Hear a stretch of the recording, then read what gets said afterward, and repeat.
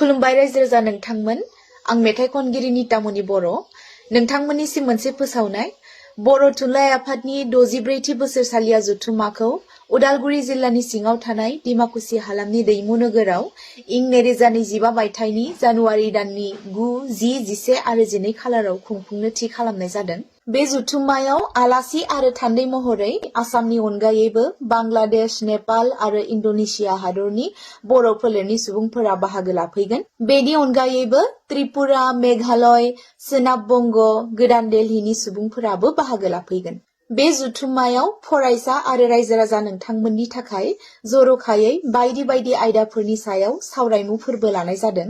लोगोसेनो बे हाबाफारिजों लोब्बा लाखिनानै 6 जानुवारिनिफ्रायनो बायदिसिना हाबाफारिजों लोगोसे दिन्थिफुंसालिखौ रायजो राजा नोंथांमोना बयबो फैनानै नायफैनो हासिगोन।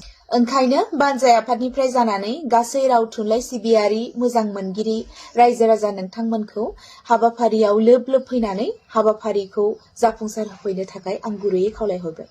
गोजोन्थों।